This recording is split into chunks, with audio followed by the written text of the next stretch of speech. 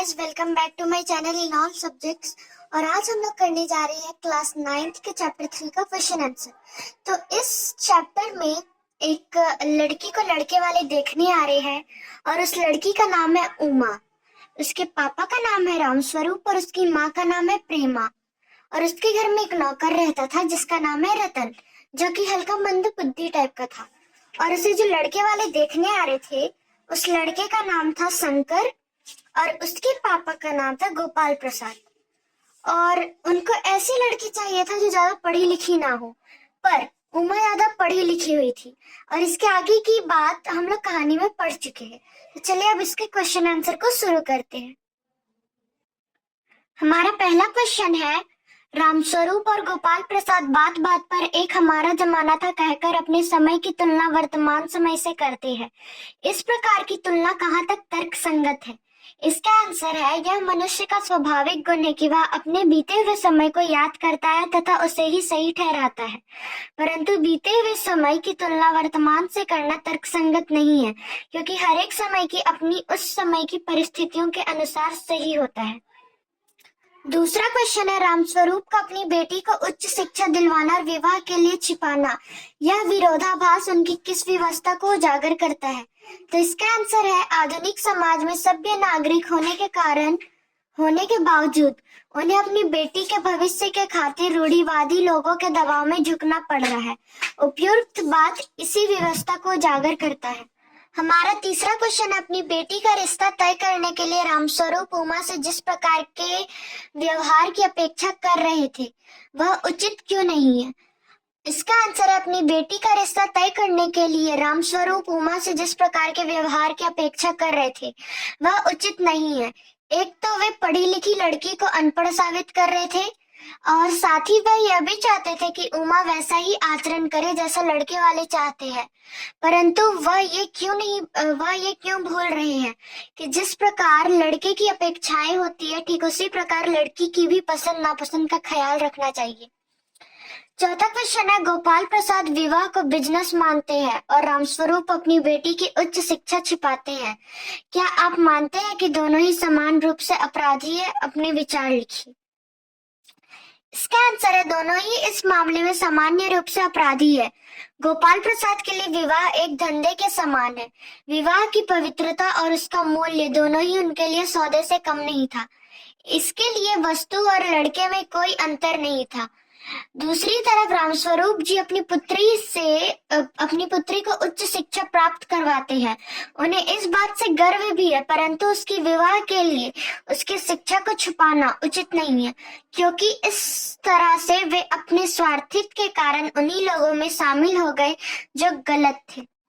पांचवा क्वेश्चन है, आपके लाडले बेटे की रीढ़ की हड्डी है भी या नहीं? उमा इस कथन के माध्यम से शंकर की किन कमियों की ओर संकेत करना चाहती है? उपयुक्त कथन के माध्यम से उमा शंकर की निम्न कमियों की ओर ध्यान दिलाना चाहती है।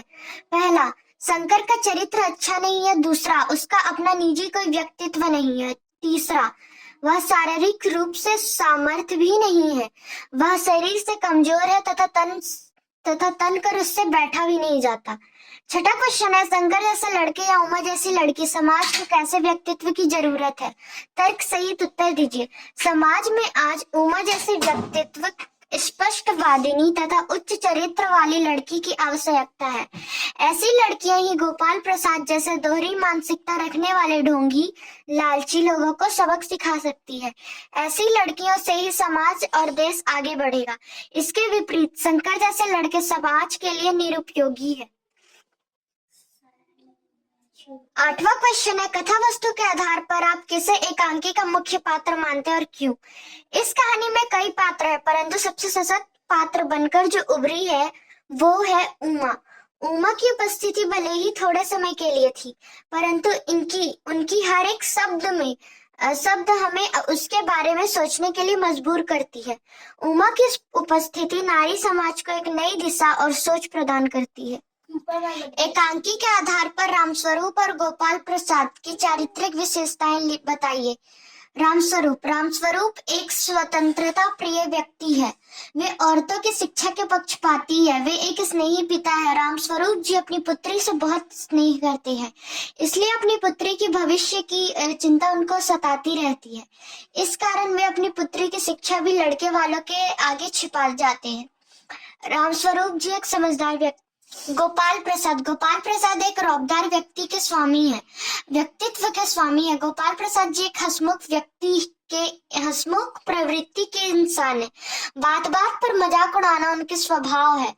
गोपाल जी एक चतुर व्यक्ति है, इसलिए अपने बीमार व चरित्रहीन बेटे के लिए एक कम पढ़ी लिखी लड़की चाहते हैं, ताकि वो कभी उनके सम्मुख आवाज न उठा सके।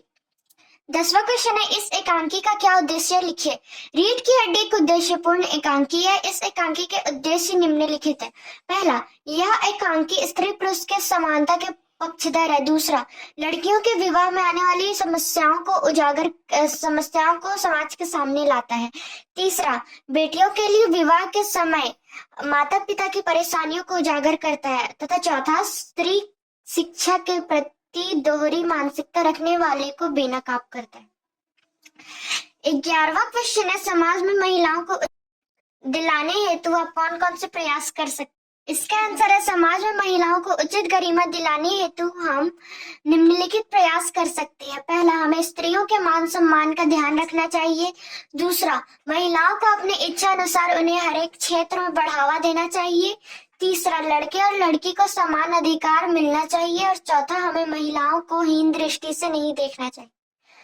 7वां क्वेश्चन है, रीढ़ की हड्डी शीर्षक की सार्थकता स्पष्ट कीजिए। जिस प्रकार मानव में रीढ़ की हड्डी महत्वपूर्ण मानी जाती है, ठीक उसी प्रकार किसी भी वैवाहिक जीवन में लड़का और लड़की की रीढ़ की हड्डी के समान होती है।